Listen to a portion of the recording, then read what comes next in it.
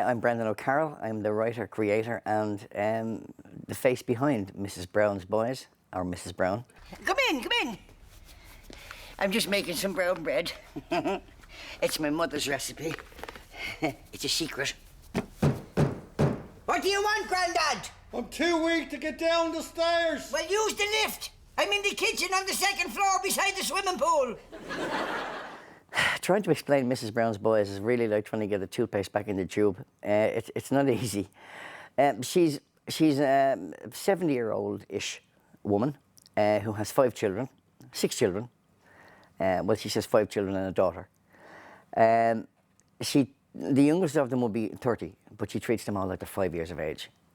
She's no intention of letting them out of her sight. For the boys, there's not one woman that they marry will ever be good enough for them. Not as good as their mammy. And as far as her daughter's concerned, any more than 2 boyfriends in a year and she's a slut. And that's basically the premise of it. You know, she continually decides to interfere in their lives. Mammy, as I said, we all need to just butt out. I want to be involved. I want to be a leader, Catty. I want to be like a man in Iran. Mahmoud, my mama, Jibadai, get back up again. Mammy, of all people, you stay out of this. I mean it. Promise me you won't interfere. Okay. Me interfere? She's a ball of sex.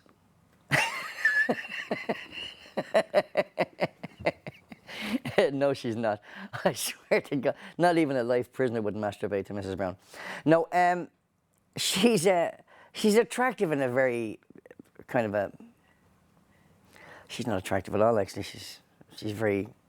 she looks like a man dressed up as a woman, really. And when I am playing Mrs. Brown, I shave off my moustache so I don't look like my mother. She's a lovable character. She's very much a mammy, and she's the kind of mammy you wouldn't mind having yourself. Biscuit, Maria. Thank you. I cut the edges off so they fit in the mug. The children that we'll see in the series are her eldest son, Mark, who's married to Betty, and they have 1 child, Bono. Betty, what's up? Is Bono all right? Well, look who it is. What's wrong? No date tonight? Bono's just coming to school age now. He's getting to the stage where he's asking awkward questions like, where do children come from, and that. Mrs. Brown says Dublin. Then below him is Rory, who's Mrs. Brown's gay son. Now, she doesn't really realise he's gay, because she doesn't really know what gay is. She calls him her gentle son. Now, don't you go getting some girl into trouble. And then there's her daughter, Cathy. Cathy and Mammy are kind of nearly alike, except Cathy has an education. Mammy hasn't. And Mrs. Brown would expect Cathy to be very strong all the time. So she doesn't give any leeway to Cathy that she would generally give to the other boys. Cathy, I'd be lost without you this last couple of days. Next in line is Dermot. He's the next eldest. Dermot's, as you'll see in the series, about to get married to the beautiful Maria.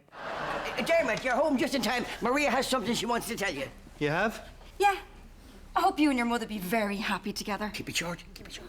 Now get stuffed! And then there's Trevor, Trevor is away on the missions. He's joined the priesthood and is away at the moment. I think he's in Rwanda, where Mrs. Brown misses him desperately.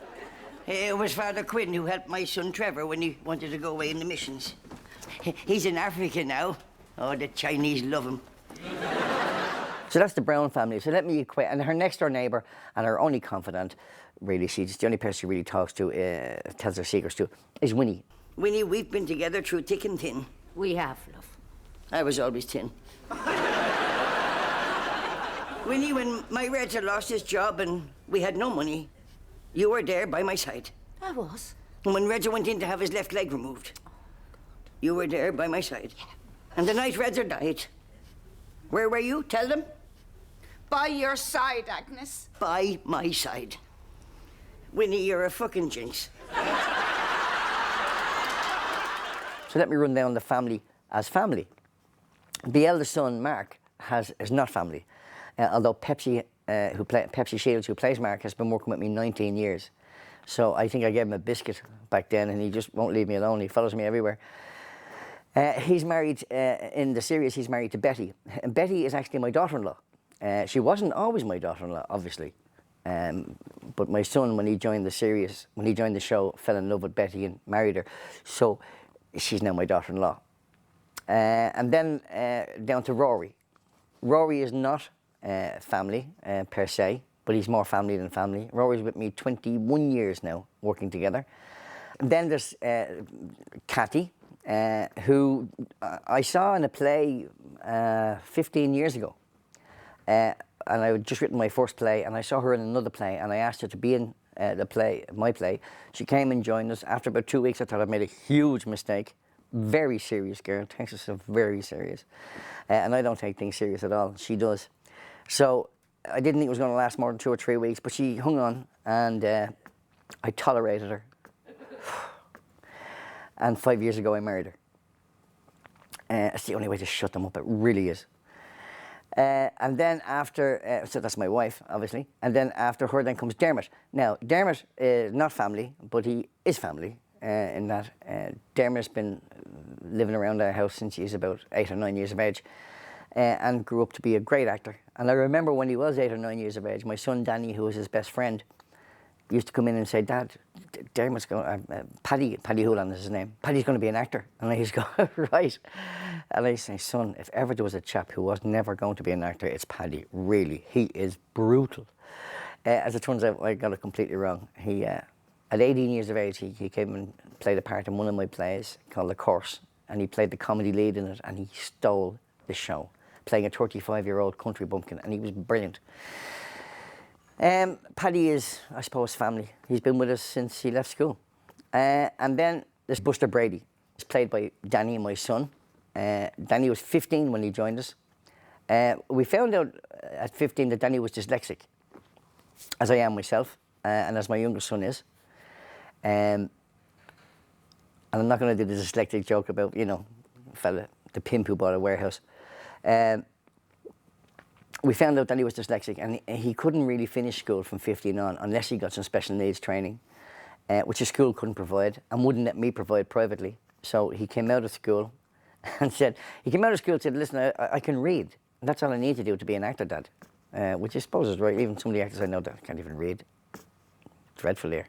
Some can't even speak. But anyway, so that summer I put his headshot out to all the casting directors I knew, and I said, "Now, this will show you how tough it is, son. You watch how humiliating it is to be told time and time again that you didn't get the gig." And he got every gig he went for. So the message completely backfired on me. And at 16 years of age, he joined the show. Now, I say joined the show. He joined the show sweeping the stage, and then he went from that to doing wardrobe, and then he went from that to doing props and stage manager, and then he went from that to doing lights, sound. So by the time he stood on the stage, about 4 years later, he knew exactly what everybody had to do to make him look good on the stage. And then there's my daughter Fiona, who plays Dermot's wife, Maria, or wife-to-be Maria. Fiona came out of college, took a year out, and when she was taking the year out, the girl I had playing Maria in the play was leaving us. So I said, "Well, why don't you step in and just do the year on the road?" And she's been with us ever since. And that was 12 years ago. So my daughter plays my daughter-in-law. My other daughter-in-law plays a daughter-in-law. My son, Danny, plays my son in the play's next best mate. My sister plays Winnie McGugan. Thanks to a guardian angel called Stephen McCrum. He was the producer. He's a producer with BBC, and he saw the show and followed us around. He might be gay. Followed us around and asked us would we develop it to a pilot first of all. We said yes, but we all laughed behind his back. And we did the pilot script, and then when we made the pilot, we were surprised to get offered the series. But I know, in all seriousness, that single-handedly he pushed this all the way to the top in the BBC to get this made. And if this gets broadcast, and I don't know if it will or not, we've made it, but I don't know if it's not on yet. if it gets broadcast and it becomes anyway successful at all, it will be not down to the quality of the comedy, it'll be not down to the actors, it'll not down to anything else, only his pure persistence. I couldn't find anybody else who'd play the part. So I played it myself. And it gives me the horn.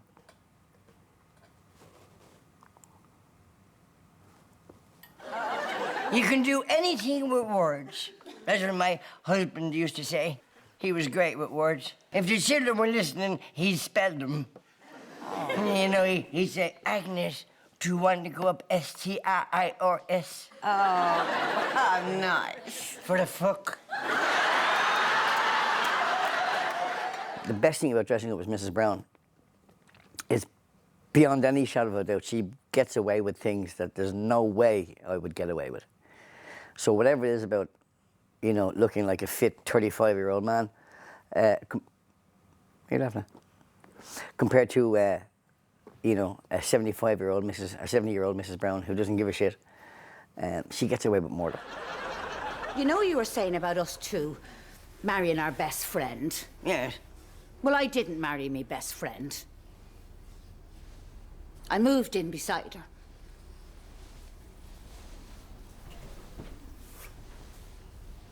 I wonder who that feckin' was. Good night, friends.